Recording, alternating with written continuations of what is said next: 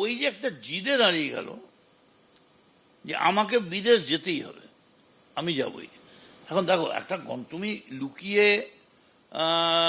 Bangkok হয়ে, নেপাল হয়ে, ভানুতুতু হয়ে তুমি জামাইকা পালিয়ে যেতে পারো।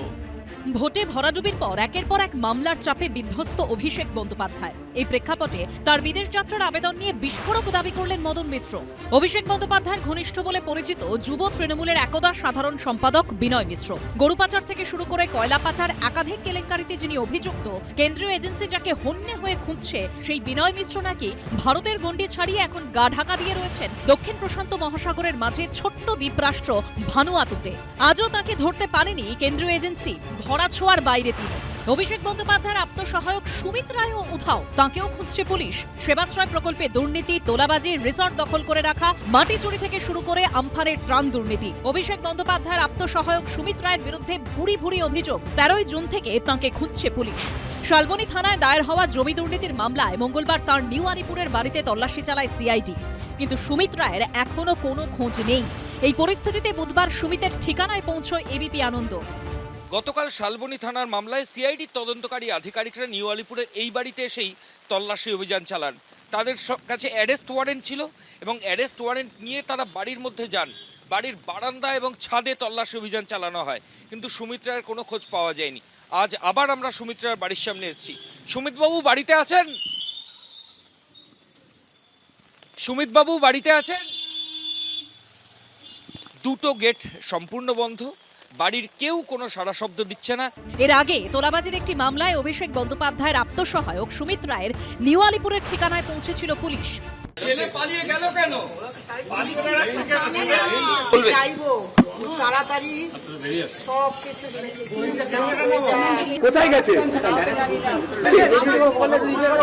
13 জুন মাঝরাতে সুমিত রায়ের মোবাইল ফোনের টাওয়ার লোকেশন ধরে অভিষেক বন্দ্যোপাধ্যায়ের কালীঘাটের বাড়িতে গেছিল পুলিশ। রাতভর বাড়ির দরজায় অপেক্ষার পর সকালে বাড়ির সামনের দুটি গেটের তালা ভেঙে অভিষেক বন্দ্যোপাধ্যায়ের বাড়িতে ঢোকে পুলিশ। প্রায় 1.5 ঘন্টা তল্লাশি চালিয়েও খোঁজ পাওয়া যায়নি অভিষেক বন্দ্যোপাধ্যায়ের আত্মসহায়ক সুমিত রায়ের। সেই থেকেই বেপাত্তা তিনি। অনেক আগেই দেশ ছেড়েছেন গরু ও কয়লা পাচার কাণ্ডে অন্যতম অভিযুক্ত বিনয় মিশ্র। খোঁজ নেই অভিষেক বন্দ্যোপাধ্যায়ের আত্মসহায়ক সুমিত রায়ের। এই আবহেই অভিষেক বন্দ্যোপাধ্যায়ের বিদেশ যাত্রার আবেদন নিয়ে বিস্ফোরক দাবি করলেন মদন মিত্র। মৈত্রকর চক্রবর্তী, শিবাশিস মৌলিক ও আশাবুল হোসেনের রিপোর্ট, এবিপি আনন্দ। সই জালিয়াতি, ডিজে হুমকি, সেবাশ্রয় নিয়ে নানা চাঞ্চল্যকর দাবি, মাটি চুরি, আমফানে ক্ষতিপূরণের টাকা 9/6। ভোটে তৃণমূলের ভরাডুবির পর অভিষেক বন্দ্যোপাধ্যায়ের বিরুদ্ধে অভিযোগের পাহাড়। এই আবহেই অভিষেক বন্দ্যোপাধ্যায় চিকিৎসার জন্য বিদেশ যাওয়ার অনুমতি চেয়েছিলেন আদালতের কাছে, কিন্তু সেই আবেদনে সাড়া দিল না কলকাতা হাইকোর্ট। বিচারপতি সৌগত ভট্টাচার্য বললেন, অভিষেক বন্দ্যোপাধ্যায়ের বিরুদ্ধে প্রায় 16টি মামলা আছে, তাতে যদি কালকে নোটিশ পাঠিয়ে হাজিরা দিতে বলে তখন কি করবেন? আপনি সেবাশ্রয় করছেন, এত মেডিকেল কলেজ তৈরি করেছে আপনার সরকার বলে জ্ঞান দিয়েছিলেন, তাহলে কি পরিষেবা ছিল যে আপনার চোখের চিকিৎসা করার জন্য আমেরিকায় যেতে হচ্ছে? বিধানসভা ভোটে বিপর্যয়ের পর সই জালিয়াতিতে নাম জড়ায় তৃণমূলের।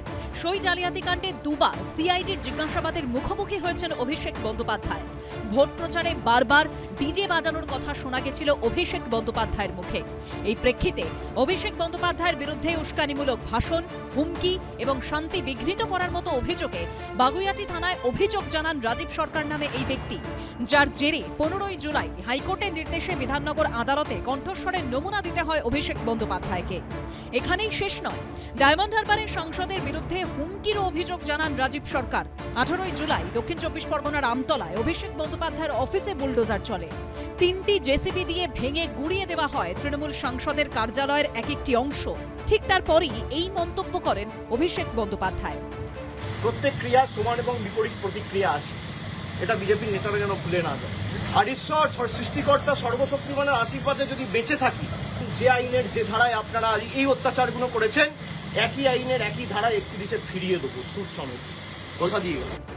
অভিষেক বন্দ্যোপাধ্যায়ের এই মন্তব্যের প্রেক্ষিতে বিধাননগর কমিশনারেটের সাইবার ক্রাইমে অভিযোগ জানান রাজীব সরকার। এটা হুমকি, কারণ হচ্ছে উনি মানে বিজেপি কর্মীদের উদ্দেশ্যে কথাটা বলেছেন। আমি যে কোনো সময় মার্ডার হয়ে যেতে পারি। অভিষেক বন্দ্যোপাধ্যায়ের নিরাপত্তা বলয়ের এই ছবি ঘিরেও থানায় অভিযোগ জানানো হয়। দেখা যাচ্ছে গাড়ির ভিতর রয়েছেন সাংসদ, আর বাইরে ফুটবোর্ডে দাঁড়িয়ে তার নিরাপত্তা রক্ষীরা। আর সেবাশ্রয় নিয়ে তো অভিষেক বন্দ্যোপাধ্যায়ের বিরুদ্ধে অভিযোগের পাহাড়। প্রতারণা, জালিয়াতি, অপরাধমূলক বিশ্বাসভঙ্গ, বেআইনিভাবে চিকিৎসা সেবা প্রদানের ফলে জনস্বাস্থ্য ও নিরাপত্তা ঝুঁকির মুখে পড়েছে, এরকম নানা অভিযোগ দায়ের হয়েছে। আর এই আবহেই এবার বিদেশ যাত্রা নিয়ে হাইকোর্টে ধাক্কা খেলেন অভিষেক বন্দ্যোপাধ্যায়। যাদের তত্ত্বাবধানে মানুষের জায়গায় কুকুরের ডায়ালিসিস হয়েছিল, সেই জন্যই কি তিনি ওখানে চিকিৎসা করতে চাইছেন না? আমার মনে হয় এখানেই চিকিৎসা করলে তিনি ভালো থাকবেন। দল ভেঙে খান খান, কার্যত রাজনৈতিক অস্তিত্বের সংকট। এই প্রতিকূল রাজনৈতিক পরিস্থিতিতে কিভাবে আইনি ঝঞ্ঝাট সামলাবেন একদা তৃণমূলের নাম্বার 2? ঝিলম করঞ্জাই ও আশাবুল হোসেনের রিপোর্ট, এবিপি আনন্দ। এবিপি আনন্দ, এগিয়ে থাকে, এগিয়ে রাখে।